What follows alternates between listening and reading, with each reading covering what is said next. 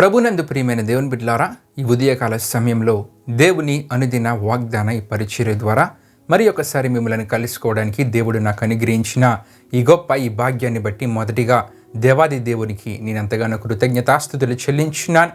మరి ప్రాముఖ్యంగా ఈ అనుదిన ఈ వాగ్దాన ఈ పరిచర్యను వీక్షిస్తున్న ఆత్మీయులకు మీ అందరికీ ప్రభువైన యేసుక్రీస్తు నామములో శుభాభివందనాలు నేను తెలియజేస్తూ ఉన్నానండి. దేవునికి స్తోత్రం. హల్లెలూయా, హల్లెలూయా. ప్రియమైన దేవుని బిడ్డలారా, ఈ ఉదయకాల సమయంలో దేవుడు మీకు ఇచ్చుచున్న వాగ్దాన వాక్య భాగము ఇర్మియా గ్రంథము 32వ అధ్యాయము 40వ వచనమైనది. ఆ వాగ్దాన వాక్య భాగాన్ని మీ కొరకు నేను చదువుచూ ఉన్నాను. ప్రార్థనాపూర్వకముగా ఆలకించవలసిందిగా ప్రభువైన యేసుక్రీస్తు నామములో అందరినీ కోరుచున్నానండి. ఇర్మియా గ్రంథము 32వ అధ్యాయము 40వ వచనంలో ఈ విధముగా రాయబడి ఉన్నది. నేను వారికి మేలు చేయటం మానకుండునట్లు నిత్యమైన నిబంధనను వారితో చేయుచున్నాను. దేవునికి స్తోత్రం. హల్లెలూయా, హల్లెలూయా. ఈ వాగ్దానపు మాటను దేవుడు ఆనాడు ఇర్మియా ప్రవక్త ద్వారా ఇశ్రాయేలీయులకు ఇచ్చినట్లు దేవుని వాక్యంలో మనం చూస్తూ ఉంటాం.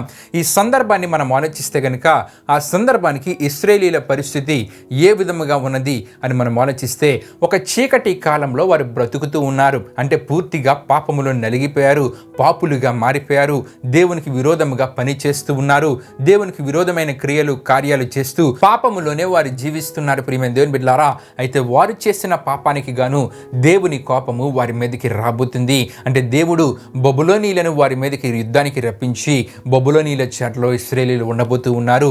బబులోనీలు వచ్చి యెరూషలేమును పూర్తిగా పాడు చేయబోతూ ఉన్నారు. అంతేకాకుండా ఇశ్రాయేలీయులను బానిసలుగా తీసుకుని వెళ్ళి వారిని ఎంతగానో హింస పెట్టబోతూ ఉన్నారు. అంతేకాకుండా ప్రియమైన దేవుని బిడ్డలారా, ఇశ్రాయేలీయులకు ఇటువైపు నుండి కూడా ఆశ లేని పరిస్థితి వారి జీవితాలలో ఏర్పడబోతుంది. దీనికి గల ప్రధాన కారణం ఏంటంటే వారిలో ఉన్న పాపపు జీవితము. వారిలో ఉన్న పాపపు జీవితము బట్టి దేవుని కోపము వారి మీదకి రాబోతూ ఉంది. అయితే ఈ సందర్భంలో దేవుడు వారితో ఒక వాగ్దానాన్ని చేస్తూ ఉన్నారు. ఏమిటా వాగ్దానం అంటే మనం చదువుకుంటూ ఉన్నాం. నేను వారికి మేలు చేయటం మానకుండునట్లు నిత్యమైన నిబంధనను వారితో చేయుచున్నానని. దేవునికి స్తోత్రం. హల్లెలూయా, హల్లెలూయా. దేవుడు వారితో ఒక వాగ్దానాన్ని చెప్తూ ఉన్నారు. వారి మీదకి దేవుని కోపము రాబోతున్న సమయంలో దేవుడు వారితో ఏమంటూ ఉన్నారంటే, నేను మీకు మేలు చేయటం మానకుండినట్లు మీతో నేను ఒక నిత్య నిబంధన చేసుకొనబోచున్నాను. ఈ సందర్భంలో మీరు భావించవచ్చు, దేవుడు మమ్మల్ని విడిచిపెట్టారు, మేము బానిసలుగా బ్రతుకుతూ ఉన్నాం, హింస, బాధ, దుఃఖము, కష్టతరమైన పనులు మాతో బబులోనీలు చేయించుకుంటూ ఉన్నారు, ఇక మాకు ఆశ లేదు, భవిష్యత్ తరాల మీద ఆశ లేని పరిస్థితి అని మీరు భావించవచ్చు. కానీ మీతో నేను ఒక నిత్య నిబంధన చేస్తూ ఉన్నాను, మీకు నేను మేలు చేస్తాను. ఈ వాగ్దానాన్ని మనం ఆలోచిస్తే గనుక నేను వారికి మేలు చేయటం మానకుండునట్లని మొదట మనకి కనబడుతూ ఉంది. అంటే ప్రియమైన దేవుని బిడ్డలారా, దేవుడు ఇశ్రాయేలు వారితో ఏమంటూ ఉన్నారంటే, మీరు మంచివారైతేనే నేను మేలు చేస్తానని దేవుడు అనట్లేదు, కానీ నేను మేలు చేయటం మానని చెప్పి దేవుడు వారితో అంటూ ఉన్నారంటే, మనిషి స్వభావం అనేది మారుతూ ఉంటుంది కానీ దేవుని స్వభావము మారదని ఈ మాట మనకి తెలియజేస్తుందండి. దేవునికి స్తోత్రం. హల్లెలూయా, హల్లెలూయా. ఆయన కృప నిత్యము ఉండేది. ప్రియమైన దేవుని బిడ్డలారా, దేవుడు అంటున్న మాటను మనం ఆలోచిస్తే గనుక నిత్య నిబంధన చేస్తానని దేవుడు అంటూ ఉన్నారండి. ఈ నిత్య నిబంధన అంటే ప్రియమైన దేవుని బిడ్డలారా, దేవుని కృప శాశ్వతముగా వారితో ఉంటుంది. ఎవరితోనైతే దేవుడు నిత్య నిబంధన చేస్తారో వారిపై దేవుని కృప శాశ్వతం ఉంటుంది. వారి తరతరాల మీద కూడా దేవుని కృప ఉంటుందండి. నిజమే, దేవుని వాక్యంలో మనం చూస్తే గనుక ఇక్కడ ఇశ్రాయేలు వారితో దేవుడు ఒక నిత్య నిబంధన చేస్తూ ఉన్నారు. ఏమిటంటే, నేను మీకు మేలు చేయటం మాననని.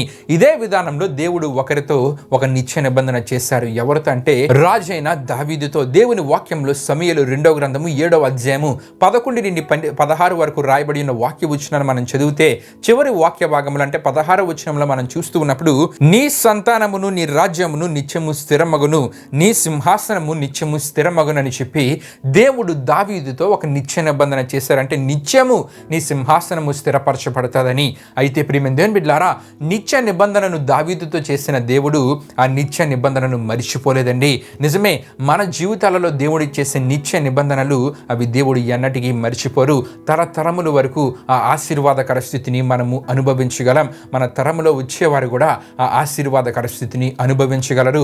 గనుకనే నిత్య నిబంధనకు అంత ప్రాముఖ్యత ఉందండి. ఇశ్రాయేలు వారితో కూడా దేవుడు అంటూ ఉన్నారు, నేను మిమ్మల్ని శిక్షించవచ్చు కానీ నేను మీకు మాత్రము మేలు చేయటం మాననని చెప్పి ఒక నిత్య నిబంధన దేవుడు వారితో చేస్తూ ఉన్నారు. ఉన్నారు. అయితే దావీదుతో కూడా నిత్య నిబంధన చేయడానికి గల కారణం ఏంటంటే దావీదు కలిగి ఉన్న ఆత్మీయత. దావీదు ఆత్మీయత గురించి మనం ఆలోచిస్తున్నప్పుడు దావీదు మంచి ప్రార్థనాపరుడండి. ఏ విషయమైనా సరే దేవునికి ప్రథమ స్థానం అంటే ప్రాముఖ్యతను దావీదు ఇచ్చేవాడు. సంతోషము కలగనియండి దేవునికి కృతజ్ఞతాస్తుతులు చెల్లించేవాడు.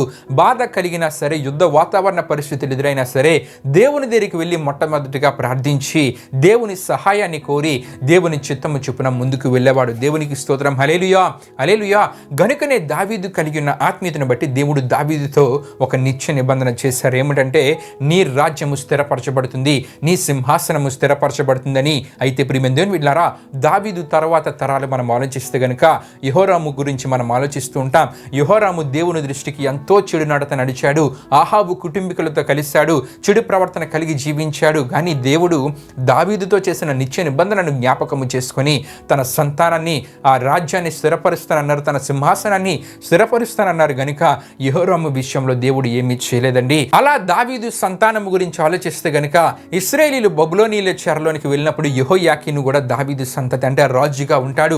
18 సంవత్సరాల వయసు కలిగిన వాడే తను రాజ్య పరిపాలన ప్రారంభిస్తాడు.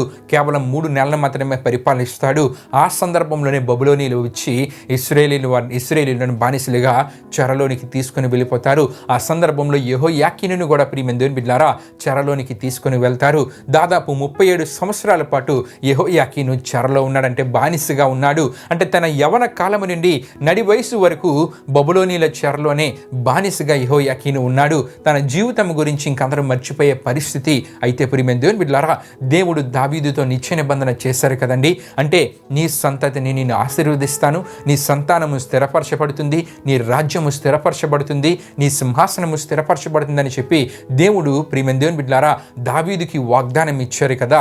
యెహోయాకీను విషయంలో దావీదును బట్టి దేవుడు యెహోయాకీను జ్ఞాపకము చేసుకున్నారు. ఎందుకంటే యెహోయాకీను కూడా చెడు నడత నడిచిన వాడే, చెడు ప్రవర్తన గలవాడే. అయినా సరే దేవుడు దావీదుతో ఒక నిత్య నిబంధన చేశారు గనుక యెహోయాకీనును దేవుడు జ్ఞాపకము చేసుకున్నారు.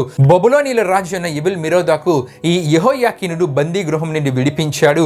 అతనితో దయగా మాట్లాడాడు. అంతేకాకుండా ప్రియమైన దేవుని బిడ్డలారా ఇంకా మనం చూస్తూ ఉంటే ఈ యెహోయాకీనును బానిసగా ఉన్న చెరలో ఉన్న యెహోయాకీనును రాజుల మధ్య కూర్చుండబెట్టాడు.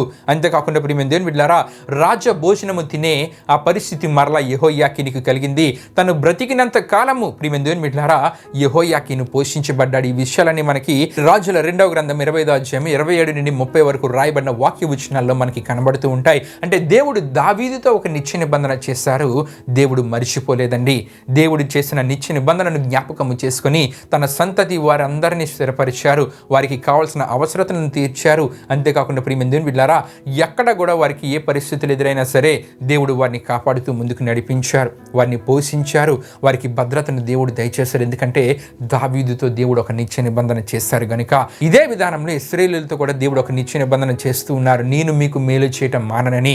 మీరు అనుకోవచ్చు మీరు బబులోనీయుల చెరలో బానిసలుగా ఉన్నామే, మేము ఇంతగా బాధపడుతున్నామని బాధపడవచ్చు, కానీ నేను మీకు మాత్రము మేలు చేయటం మానను. మీతో నేను ఒక నిత్య నిబంధన చేస్తూ ఉన్నాను. మీ పరిస్థితులను నేను మార్చివేస్తానని. ప్రియమైన దేవుని బిడ్డలారా మనము కూడా దేవుడు కోరే ఆత్మీయతను కలిగి జీవించినట్లయితే దావీదుతో ఎలాగైతే దేవుడు ఒక నిత్య నిబంధన చేశారో ఇశ్రాయేలు వారు పాపములో పడినా సరే వారి విషయమే దేవుడు జ్ఞాపకము చేసుకుని దయ కలిగి వారితో కూడా ఎలాగైతే ఒక నిత్య నిబంధనను చేశారో మనతో కూడా ఒక నిత్య నిబంధనను దేవుడు చేస్తారు. ఈ నిత్య నిబంధన ప్రియమైన దేవుని బిడ్డలారా మనకు ఆశీర్వాదమే కాదు కానీ మన తరతరాలు వచ్చే సంతానము కూడా ఆశీర్వదించబడేలా దేవుని కృపను కాపుదలను పొందుకునేలా ఆ నిత్య నిబంధన ఉంటుందండి. దేవునికి స్తోత్రం. హల్లెలూయా, హల్లెలూయా. నేను వారికి మేలు చేయటం మానని చెప్పి దేవుడు ఇశ్రాయేలీయులతో ఒక నిత్య నిబంధన చేశారు.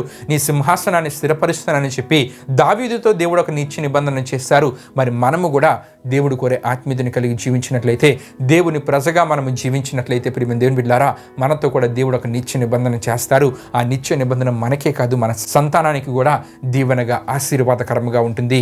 దేవుడి పరిశుద్ధ వాక్యాన్ని మన వినికిడిలో దీవించునుగాక. ఆమేన్. ప్రియమైన దేవుని బిడ్డలారా ఈ వాగ్దాన కార్యక్రమాన్ని ముగింపుతో మనం ముగించుకుందామండి. అందరూ కళ్ళు మూసుకొని తలలో ఉంచుకొని ప్రార్థనలో నాతో పాటు ఏకీభవించవలసిందిగా ప్రభువైన యేసుక్రీస్తు నామములో అందరినీ కోరుచున్నాను. ప్రార్థన చేసుకుందాం. మహిమా స్వరూపైన మా ప్రభువా జీవాధిపతి యేసయ్యా నీ ఘనమైన నామమునకే మహిమ ఘనత ప్రభావం చెల్లించినాం దేవా. ఇప్పుడు వరకు జరిగిన ఈ వాగ్దాన కార్యక్రమంలో మాతో పాటు తోడుగా ఉండి నడిపించిన దేవా మీకే వేలాది వందనములు కృతజ్ఞతాస్తుతులు చెల్లించిన మేసా. మరెంతో అద్భుతమైన వాగ్దానం ద్వారా విన్న ప్రతి ఒక్కరితో మాట్లాడిన దేవా నిత్య నిబంధనను చేస్తాను చేస్తానని ఈ వాగ్దానం ద్వారా విన్న ప్రతి ఒక్కరితో మాట్లాడిదేవా, ఆ నిత్య నిబంధనలు వారి జీవితాల్లో కూడా వారు పొందుకునేలా, వారు నీవు కోరే ఆత్మీయతను కలిగి జీవించేలా, నీ ప్రజగా పిలువబడేలా మీరు కార్యాన్ని జరిగించండి. ఈ వాగ్దానాన్ని విన్న ప్రతి ఒక్కరిని మీరు దీవించండి, ఆశీర్వదించండి. ఈ దినాన్ని వారు చేస్తున్న ప్రయాణాలలో, పనుల్లో తోడుగుని ముందుకు నడిపించమని మీకే వేలాది వందనములు కృతజ్ఞతాస్తుతులు చెల్లిస్తూ యేసు పరిశుద్ధ నామములో అడిగి వేడుకొనిచున్నాం తండ్రి, ఆమేన్. యేసు రక్తమే జయం, ప్రవేశ రక్తమే జయం, ప్రవేశ రక్తం సంపూర్ణమైన విజయం, అపవాది క్రియలకనంత నాశనము కలుగును గాక. ఆమేన్. ప్రభు మిమ్మును మీ కుటుంబములను దీవించును గాక. ఆమేన్.